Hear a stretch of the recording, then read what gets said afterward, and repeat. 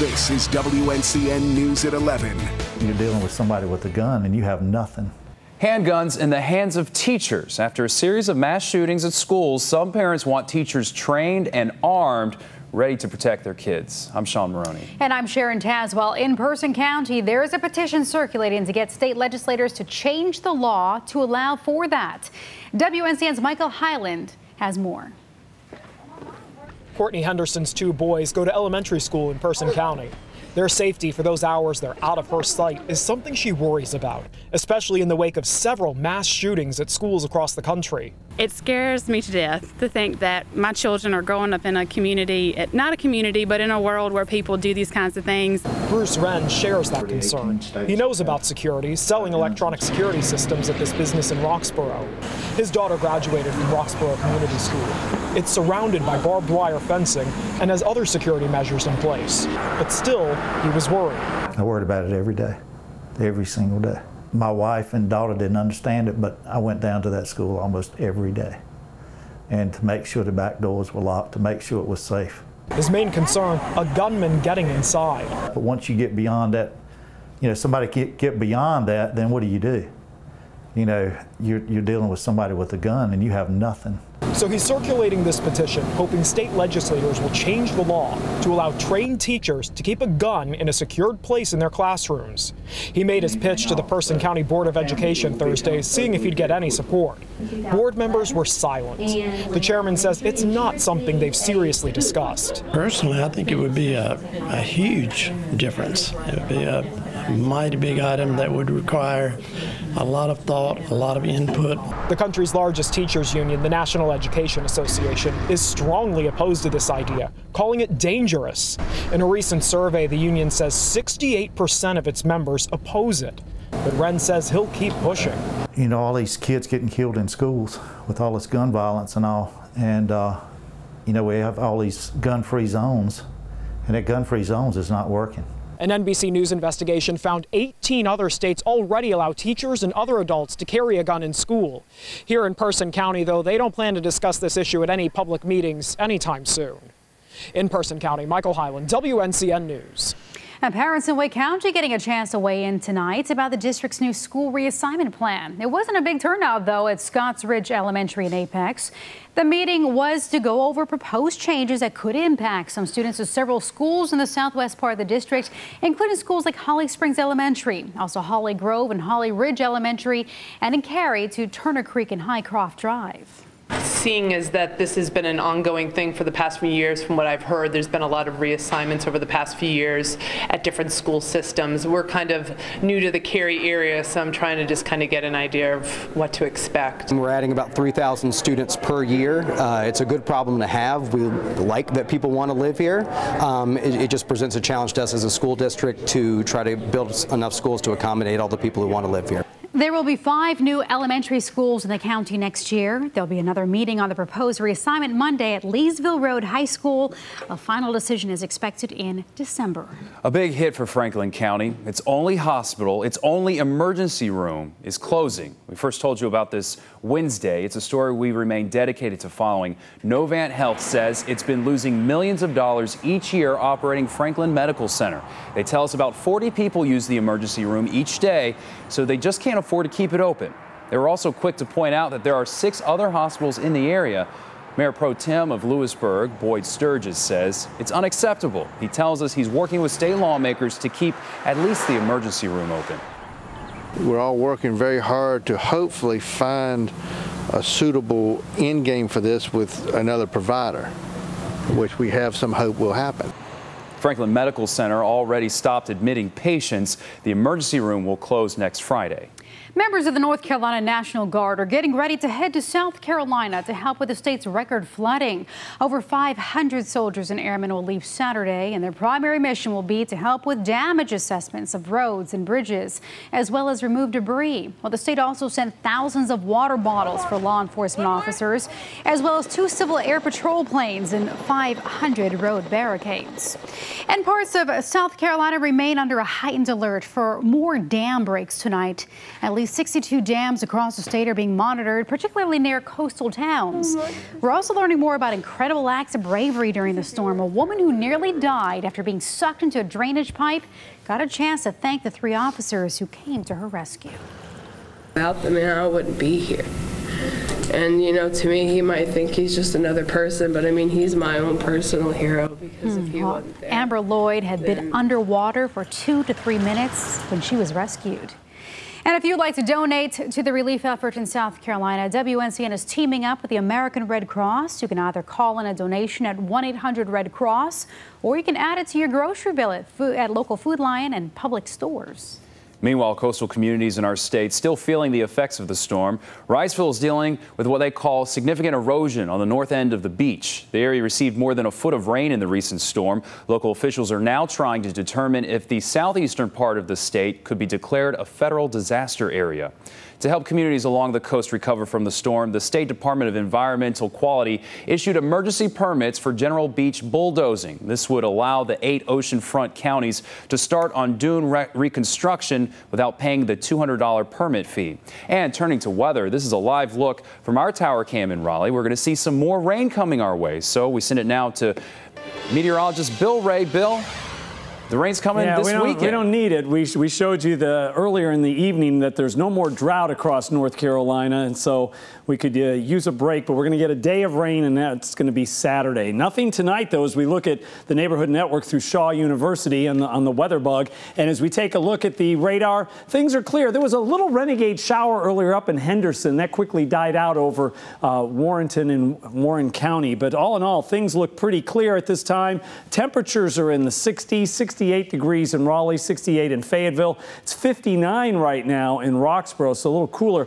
and also out through Siler City, a little cooler too. But as you can see, skies are mostly clear here. The activity is up to the north, and there is a cold front up there that is running down through St. Louis and past Chicago. That is coming our way to bring some of that rain our way come Saturday, or as early as tomorrow night at this time. I think the best chance of rain will be after midnight, but don't worry about anything tonight. Just fair and mild. Could be a little patchy fog when you wake up in the morning. 60 degrees in Raleigh, 60 in Dunn, 60 in Fayetteville. We'll see 59 in Roxborough. These are your overnight lows. And as we take a look at the sneak peek of the forecast for tomorrow, bit of fog, bright and dry at noon, warm at 3 o'clock, and we'll see partly sunny skies at 6. Another 80-degree day. We'll tell you exactly how warm it'll get and how cool it's going to get with those rain showers on Saturday. It's going to be a big contrast in things. All right, looking forward to learning more about that, Bill. Thanks. You can stay on top of all these changing weather situations, these contrasts, as Bill says, by downloading our news app. There you'll find hour-by-hour forecasts and an interactive radar. All you got to do is search WNCN. Police are investigating a suspicious death in Durham. It happened just before 6 p.m. on Gann Yard Farm Way. When police arrived, they found a body in the area. If you have any information, call police. And now an update to a story we brought you last night at 11 as breaking news. A man is in custody in connection to a deadly shooting in Raleigh. Police say Deshaun Gilmore shot Demetrius Johnson behind a convenience store on Rock Quarry Road. Gilmore is being held in the Wake County Detention Center on a murder charge. And a warning tonight for drivers in Chatham County. Deputies are investigating a string of break-ins. They say they've been happening during the past month in parking areas of recreation parks in Orange County, as well as several boat ramps on Jordan Lake in Chatham County. Deputies are searching for the people seen in this surveillance picture. Take a look. If you have any information, contact the sheriff's office. In Cumberland County, a volunteer fireman is facing charges tonight after deputies say he used money from the fire department to pay his personal bills. Deputies arrested 19-year-old Randy Reed on 3 counts of identity theft. He's a volunteer at the Grays Creek Fire Department. They say he used the fire department's bank account to pay 2 phone bills as well as his college admission payment. In total, he's accused of stealing just under $625. The city of Charlotte has reached a settlement with the former officer who shot an unarmed black man, Randall Carrick. He stood trial in the shooting death of Jonathan Farrell. That case ended in a mistrial. As part of the agreement, Carrick will get more than $112,000. Carrick resigned from the department effective October 2nd. The city also settled with the Farrell family for more than $2.2 million. Surveillance video surfacing tonight is shedding more light on what happened to one of the men who helped stop an attack on a train in France. You can see the commotion start at the top of your screen in that area that's colored right there. Police say 26-year-old Airman First Class Spencer Stone was out with his friends last night when he got into a fight with two men. The fight ended with Stone getting stabbed. We have a health alert for people living in Knightdale. Health officials say a raccoon has tested positive for rabies. Animal control found the raccoon at a home near Hodge and Linwood Roads today. They say 2 animals were exposed and 2 humans were also possibly exposed. They're urging everyone to make sure their pets are vaccinated and to report any stray animal complaints. Still ahead, a victim of identity theft. It's almost like somebody broke into your home and stole something from you. That's the feeling that you get when you realize somebody is out there pretending to be you. A Florida man's identity stolen and used in North Carolina. How local police are tracking down the thieves. And counting down to the state fair. What's being done to make sure you have a safe trip. Plus, why people could be paying more to watch their favorite show on Netflix. This individual had somehow gotten a hold of my credit information, my social security number. He knew my previous address. Oh, goodness. A victim of identity theft. And tonight, 3 different police agencies in the Triangle are looking for the person who stole a Florida man's personal information. They used the information to rack up more than $10,000 worth of charges at 4 local stores in Cary, Raleigh, and Knightdale. Police say Brian Van Meteren has never been to North Carolina, but they say the suspect may have left behind more clues than he thought. We're able to go back and retrieve video surveillance. We're able to pull sales transactions, and we can really glean a lot of information through that process. Police say purchases made at these stores may end up in pawn shops or being sold online, which will allow investigators to gather more leads on the suspect. They might even run some of the surveillance photos through facial recognition software if it meets the right criteria. Seniors in Fayetteville are learning to protect their identity as part of Crime Prevention Month. Today, members of the police department and FBI answered questions about why seniors remain a key target for scammers. Really big one is to report it. A lot of times they feel ashamed, they feel that they were scammed because of their age and that they should have known better. Law enforcement says seniors need to make sure they only do business with legitimate contractors, as well as be cautious on phone solicitations and people that knock on their doors to offer a service. We have a warning tonight from the State Attorney General's office to monitor your credit. This after a T-Mobile security breach affected 15 million customers.